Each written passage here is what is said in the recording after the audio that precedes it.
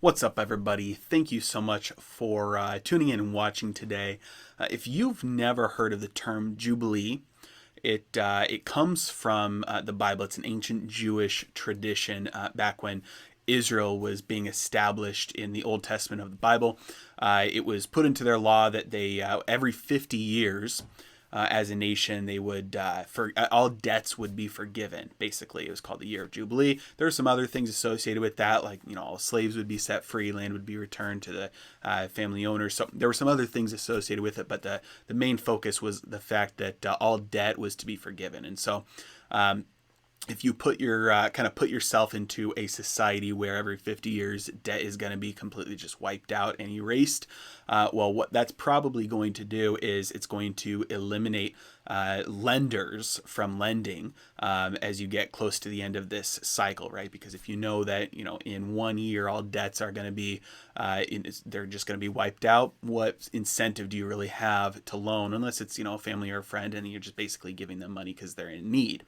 And so it was a way to kind of reset things and put the pause if there were any kind of big debt spirals, and if there were any kind of families or people that were trapped in vicious cycles of debt, it would allow them to get free from it. So there was this idea put forth by Porter Stansberry of Stansberry Research. He wrote a book called The American Jubilee. The book itself spends a significant amount of time discussing fundamental analysis and kind of some stock picks here and there.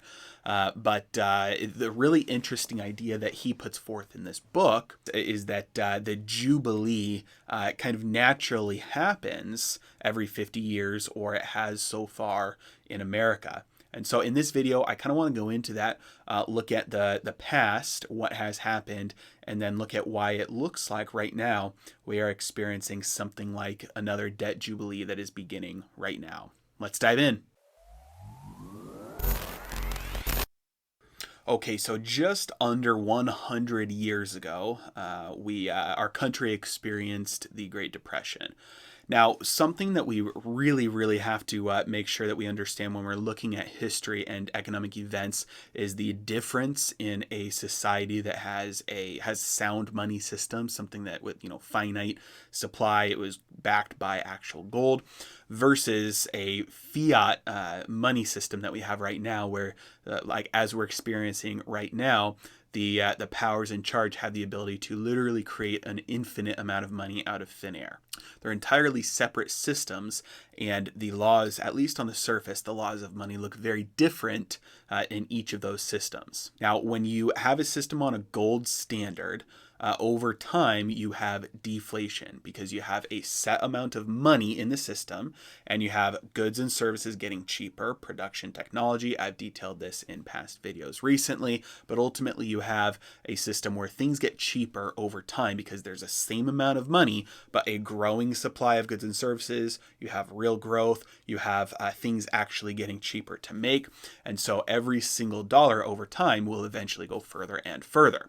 So what does this specifically mean then for debt in a system like this? Well, it means that if I borrow money from you, let's say I borrow $100 from you, well, I'm still going to owe you $100, in a year. That the actual dollar amount, the number doesn't change. But if every single year the purchasing power of the dollar increases, well, then what that means is that my $100 that I owe you becomes more and more painful for me to pay back each year. $100 this year might be equivalent to 1 week's worth of groceries. But if I, in a year, 2 years, as the purchasing power of the dollar increases, then the amount, the actual purchasing power of that money goes up. And so what I owe you actually increases. It makes debt a lot more painful. In a year, 2 years, or 3 years, it might mean, 8 or 9 or 10 days or even 2 weeks worth of groceries in terms of its purchasing power. And in a system like that, over time,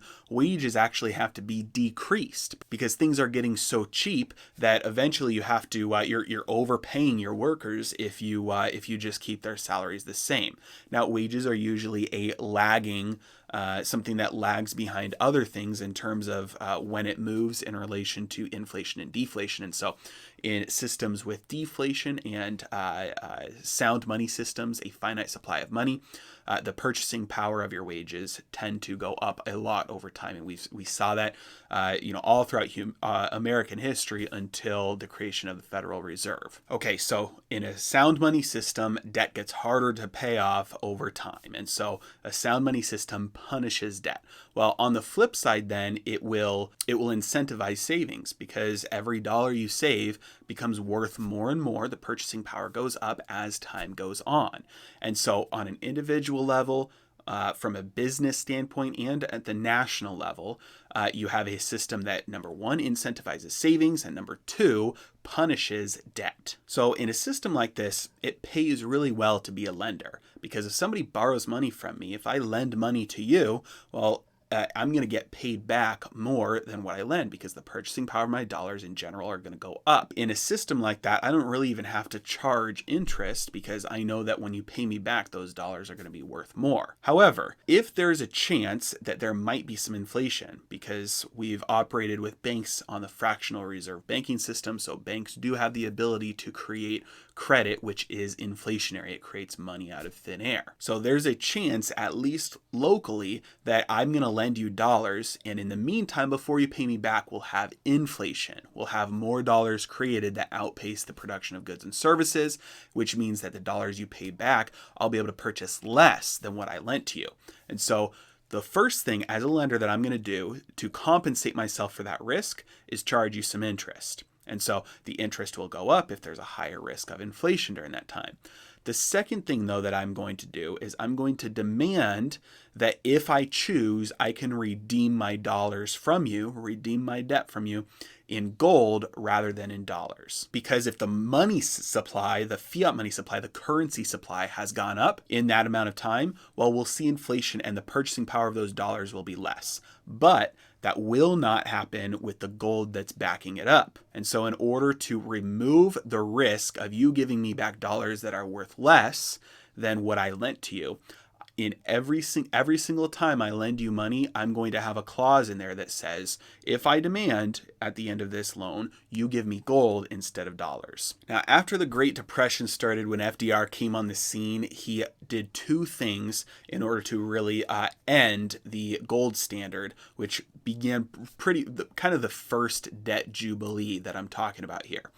He legally mandated that gold clause be removed. He said, you're not allowed to demand gold in repayment of debt. The second thing he did was he devalued the dollar legally against the gold. Now, this meant that everybody who had debt outstanding, everybody who owed money, got off pretty much scot-free. That was a huge, basically a free money scheme to give to people who borrowed money, because now they got to pay back their debts with a lot less purchasing power than what they had originally borrowed. It punished the lenders.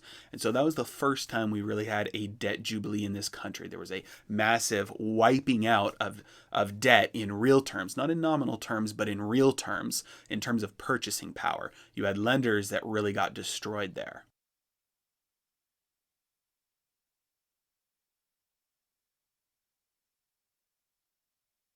Now, fast forward again just a little bit under 50 years from there, and we come to 1971. We come to the late 60s when the United States had printed a lot more money than we actually had gold to back it up. Now, if you remember at this time, the world operated off of the Bretton Woods Agreement, which they came to after World War II, which basically meant all the world's currencies were pegged to the dollar, and they could redeem dollars for gold anytime they wanted. Well, the United States took advantage of this. They printed a lot more money than there was actually gold to back it up, and they used those dollars to purchase goods from other countries at really cheap prices, relatively. Now, when the rest of the world kind of started to catch on and realized what was happening, they realized, hey, there's a lot more dollars floating around than there's gold to back it up, so I need to get my hands on my gold. I need to exchange my currency for my gold before everybody else does, or else there's not going to be enough for me to get it later on.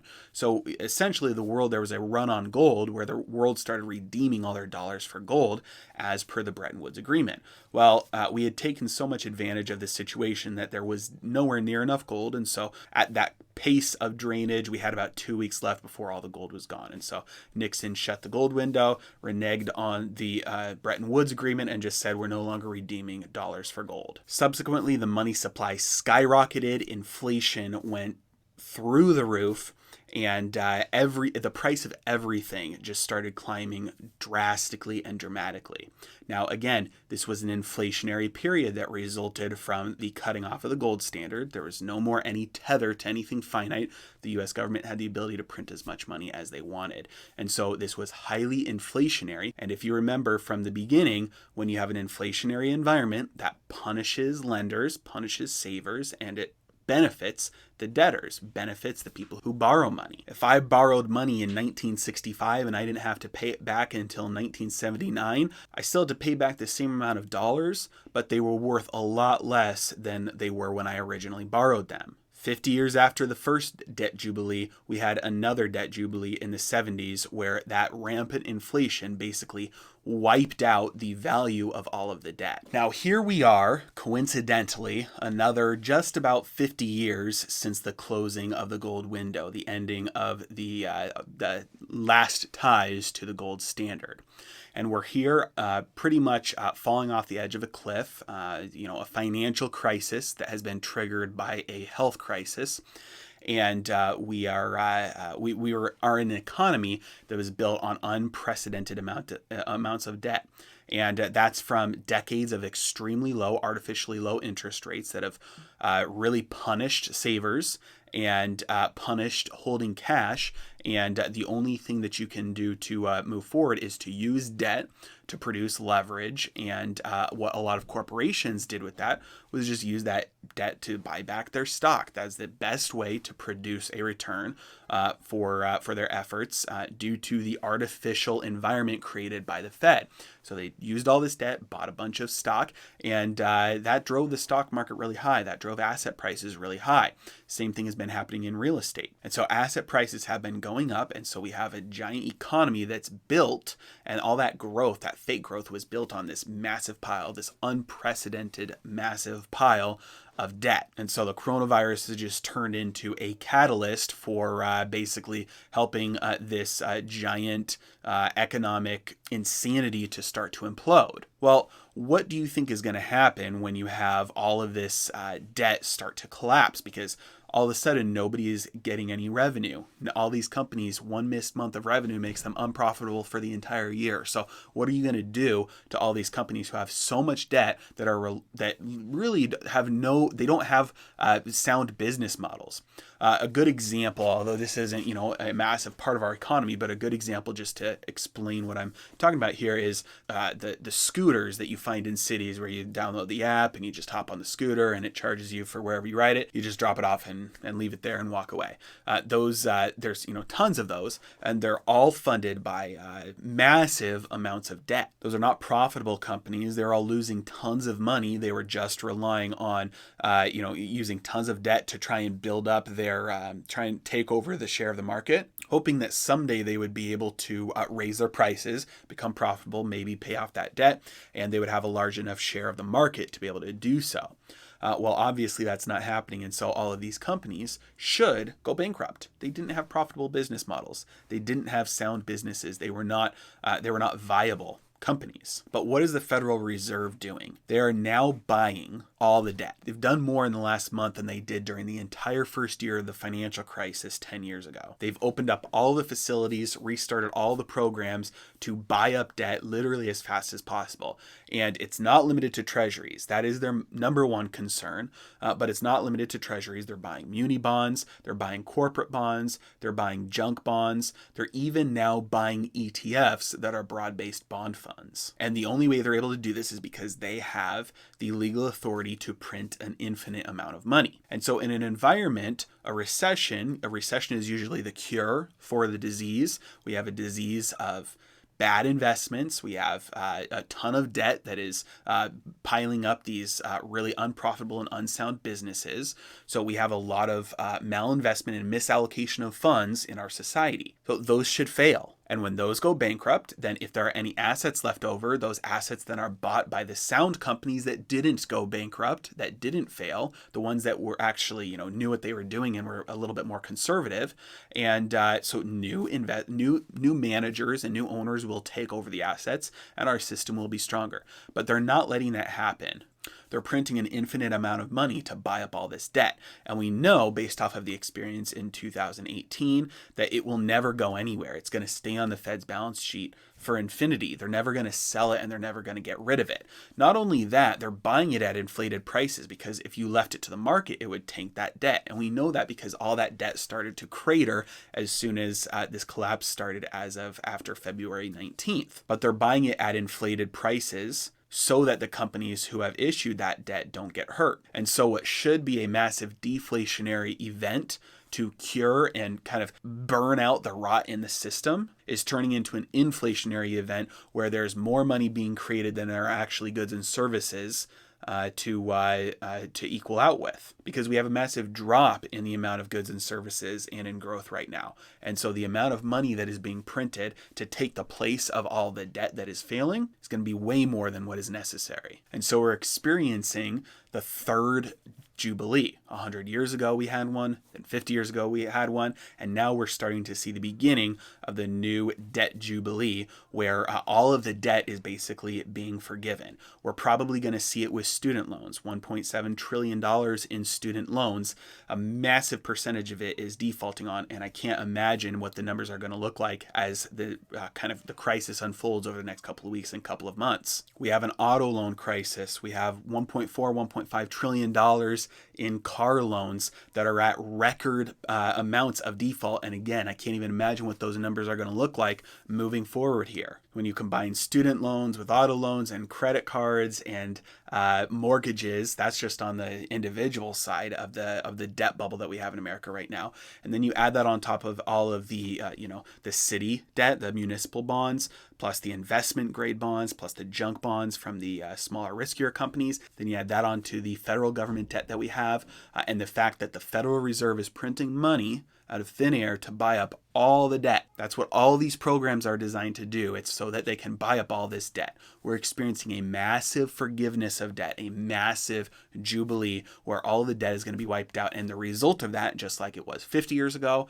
and 100 years ago, the result of that is always inflation and will be inflation. So I don't put too much weight in the 50-year theory that every 50 years something like this has to happen, but it is just an interesting anecdote to me that we are about 50 years out from the last time this happened, and we're on the precipice of experiencing this massive debt forgiveness, massive debt jubilee system-wide. And so the moral of the story is don't loan dollars that can be created out of thin air. Don't be a lender with fiat currency. Even with the Federal Reserve buying up all this debt, we're likely to see a lot of bankruptcies coming soon, a lot of failures, a lot of collapses, as this financial crisis is probably impossible to contain at this point. Oh, thank you so much for watching. I really appreciate it. I do have a question for you guys. I'm considering in the next couple of days, as more and more of this information comes out and is kind of unfolds, especially with the bill set to pass. I think the Senate is planning on passing the new stimulus bill either tonight or tomorrow.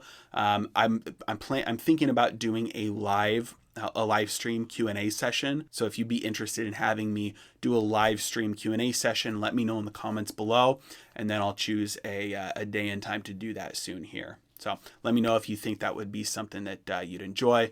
And thanks so much for tuning in. You guys have a great day.